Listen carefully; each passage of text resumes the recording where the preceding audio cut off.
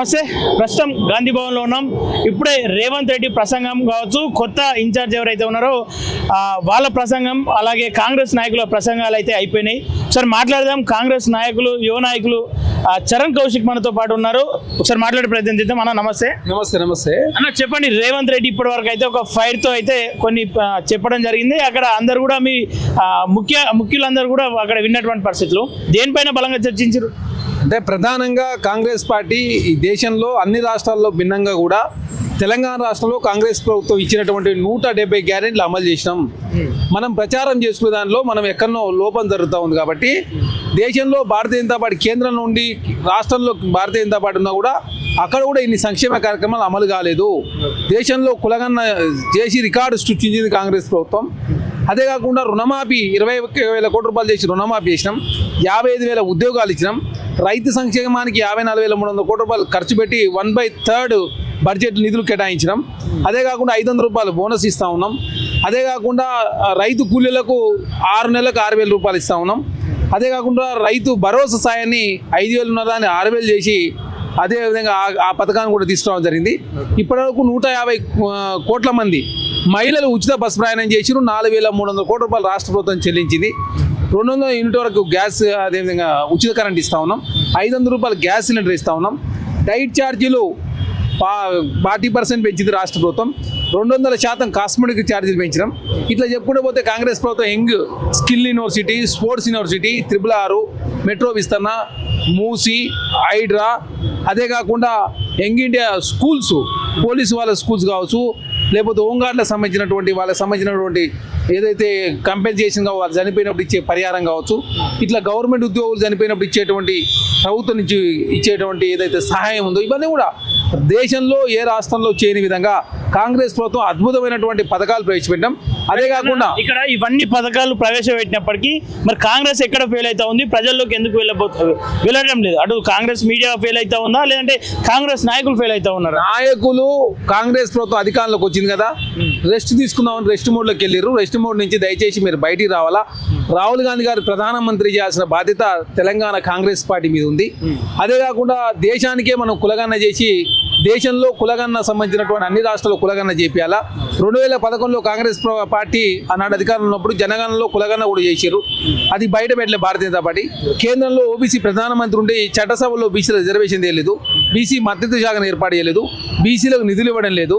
అదే కాకుండా కులగన్నకు వారు ఒప్పుకోవడం లేదు. కాబట్టి మనం కొట్లాడాల్సింది చాలా ఉంది. తెలంగాణ అనేది దేశానికి తలమానికంగా తయారైంది. ఖచ్చితంగా రాహుల్ గాంధీ ప్రధానమంత్రి చేసే దానిలో మనంతా భాగస్వాములు కావాలా.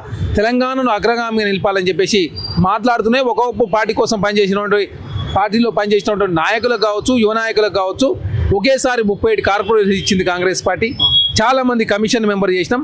ఇంకా చాలా పదవులు ఖాళీగా ఉన్నాయి. కాబట్టి ఖచ్చితంగా కూడా వాటిలో కూడా తగు ప్రాధాన్యత ఇస్తామని చెప్పేసి చెప్పడం జరిగింది. మార్చి 10 లోపు రాష్ట్ర వ్యాప్తంగా మిగతా కార్పొరేషన్లు కావచ్చు, డైరెక్టర్లు కావచ్చు, అదేవిధంగా అన్ని అవకాశాలు కూడా కాంగ్రెస్ పార్టీ ఇస్తూ ఉంది. ఇప్పటికీ ఎమ్మెల్సీ వస్తే బలమూరి వెంకట చేసినాం, అదేవిధంగా ఎంపీ వస్తే అనిల్ కుమార్ యాదవ్ చేసినాం, చాలామంది కార్పొరేట్ చైర్మన్ చేసినాం. కాబట్టి ఎవరు కూడా అధైర్యపడాల్సిన అవసరం లేదు. ఖచ్చితంగా కాంగ్రెస్ పార్టీ కోసం పనిచేసిన వ్యక్తికి ఎలాంటి పైరవలు తావు లేకుండా కాంగ్రెస్ పార్టీ మేము అదే మీనాక్షి నటరాజన్ గారు కూడా ఒక మంచి నాయకురాలు వచ్చింది. కాబట్టి మీరందరూ అధైర్యపడాల్సిన అవసరం, మీరు శ్రమను నమ్ముకోండి అని చెప్పేసి చాలా స్పష్టంగా సూచన చేసింది. ఓకేనా, 4 ఎమ్మెల్సీలు రాబోతూ ఉన్నాయి.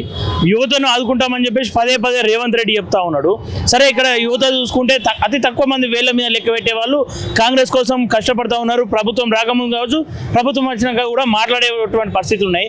వాళ్ళకు మంచి స్థానం కలగబోతా ఉందా? ఆల్రెడీ కాంగ్రెస్ పార్టీ 2 ఎమ్మెల్సీలు వస్తే ఒక ఎమ్మెల్సీ బల్మూరి వెంకటకి ఇచ్చారు. అదే కాకుండా తీర్మాన్ మల్లన కూడా ఎమ్మెల్సీ ఇచ్చిన సందర్భం. అదేవిధంగా 2 రాజ్యసభ సభ్యులు వస్తే ఒకటి అనిల్ కుమార్ యాదవ్.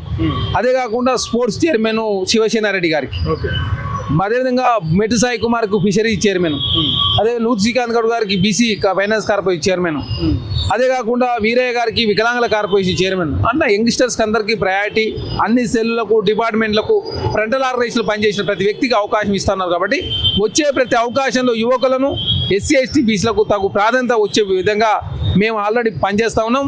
ఆల్రెడీ గతంలో ప్రకటించిన చైర్మన్లు దానికి ఉదాహరణ. భవిష్యత్తులో కూడా అట్లాంటి పరిస్థితి ఉంటుంది. కాబట్టి ఎవరు అధైర్యపడాల్సిన అవసరం లేదు. పని చేయండి, మీరు పనిని నమ్ముకోండి. లాబింగ్ని కానీ లేకపోతే షోలు దయచేసి మానుకొని మీరు ఇప్పటికైనా మేలుకొని కాంగ్రెస్ పార్టీ తెలంగాణలో ఇంకా 10 సంవత్సరాల కాలం పాటు మనం అధికారంలో ఉండాలా. రాహుల్ గాంధీ గారు ప్రధానమంత్రి చేసే దానిలో మనం అంతా కూడా కలిసికట్టుగా పనిచేయాలా, దేశానికి తెలంగాణ తలమానికంగా ఉండాలని చెప్పేసి చాలా స్పష్టంగా సూచన చేయడం. కానీ ఇక్కడ అన్న ఎమ్మెల్సీ స్థానాలు ఏవైతే ఉన్నాయో 4, అందులో మీ పేరు కూడా ఈ మధ్య కాలంలో వినిపిస్తూ ఉంది కదా, అవకాశం ఉందంటారా? అంటే బీసీలను తొక్కేస్తారు కాంగ్రెస్లో అని చెప్పి చెప్తా ఉన్నారు కదా, మీకు ఎట్లా ఉంది, ఎట్లాంటి పరిస్థితులు కనిపిస్తూ ఉన్నాయి అందులో? కాంగ్రెస్ పార్టీ బీసీలను ఎప్పుడు కూడా తొక్కేయలేదు.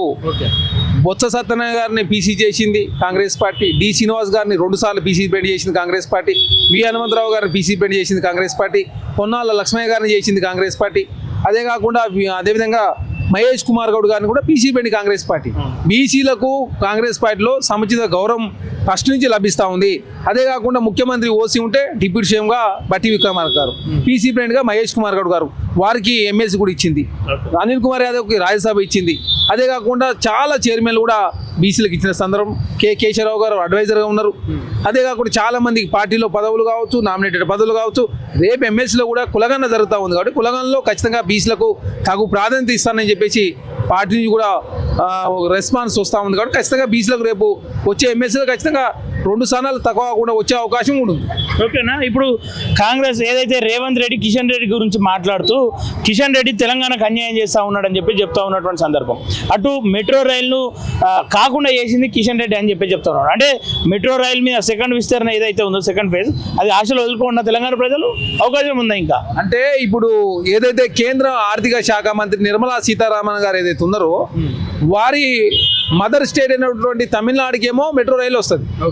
తెలంగాణ నుంచి కేంద్ర మంత్రి కిషన్ రెడ్డి గారు ఉంటూ, బండి సంజయ్ గారు ఉంటూ, తెలంగాణకు రెండో ఫేజ్ సంబంధించి కేంద్రం నుంచి అనుమతి రాదు, పైసలు రావు. మరి దాన్ని ఏమనుకోవాలా? కిషన్ రెడ్డి గారు ఎందుకు పట్టించుకోరు? కిషన్ రెడ్డి గారు కేంద్ర మంత్రి ఉంటూ బీహార్కి ఇచ్చిన నిధులు తీసుకురారు, ఆంధ్ర రాష్ట్రానికి ఇచ్చినట్టు నిధులు లేడు. తెలంగాణ రాష్ట్రంలో కాంగ్రెస్ ప్రభుత్వం మంచి చేస్తూ ఉంటే అనవసరంగా కాంగ్రెస్ ప్రభుత్వం బదనాం చేసే ప్రయత్నం కిషన్ రెడ్డి గారు చేస్తారు. మూచిని అడ్డుకునే ప్రయత్నం చేస్తూ ఉంది. తెలంగాణ నిధులు రాకుండా అడ్డుకునే ప్రయత్నం కిషన్ రెడ్డి గారు చేస్తూ ఉన్నారు. కాబట్టి దయచేసి మీరు మెట్రో విస్తరణకు సహకరించండి. తెలంగాణ విభజన హామీలకు నెరవేర్చే దానిలో మీరు ప్రోత్సాహాలు అందించండి. అదే కాకుండా వెనుకబడిన జిల్లాలు కావచ్చు, డ్రై పోర్ట్ కావచ్చు, RRR కావచ్చు, అదే కాకుండా పోర్ట్ సిటీ నిర్మాణం కోసం కావచ్చు, తెలంగాణకు బయ్యార స్టీల్ కంపెనీ కోసం కావచ్చు, ITR ప్రాజెక్ట్ కోసం కావచ్చు, అన్నిటి కూడా కేంద్రం సహకారం ఉండాలి. మీరు తెలంగాణ బిడ్డ, మీరు సహకరించాలని చెప్పేసి చాలా స్పష్టంగా కిషన్ రెడ్డి గారు ఉద్దేశించి కూడా ముఖ్యమంత్రి గారు మాట్లాడారు.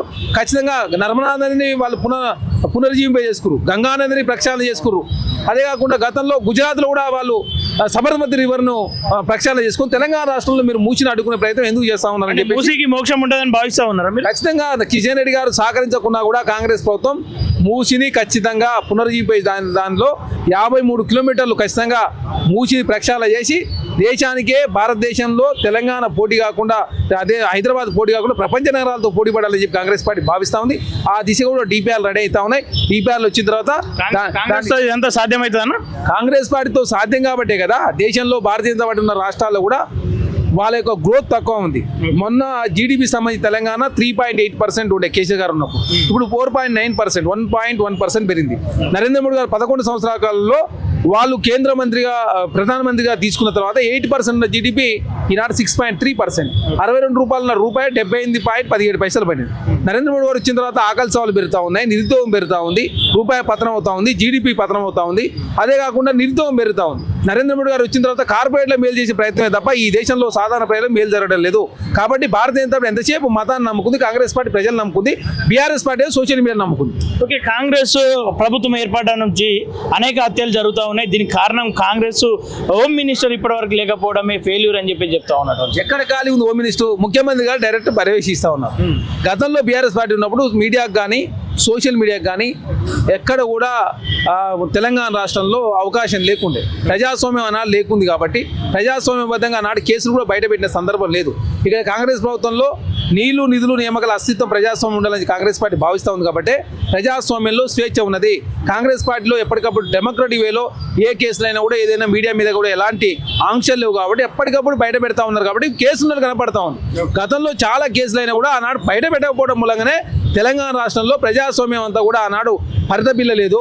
ఇక్కడ కాంగ్రెస్ ప్రభుత్వం వచ్చిన తర్వాత ప్రజాస్వామ్యం బతుకుందని చెప్పేసి ప్రజలకు ఒకసారి అర్థమవుతుంది. దానిలో బాగా మీడియా మీద ఎలాంటి ఆంక్షలు లేవు. కాబట్టి ఎప్పటికప్పుడు పోలీసు వాళ్ళు కేసులు బుక్ చేస్తూ ఉన్నారు, మీడియా వాళ్ళు ఎప్పటికప్పుడు బయట పెడతా ఉన్నారు. కాబట్టి తెలంగాణ రాష్ట్రంలో కేసులు ఉన్నట్టు కనపడతా ఉంది.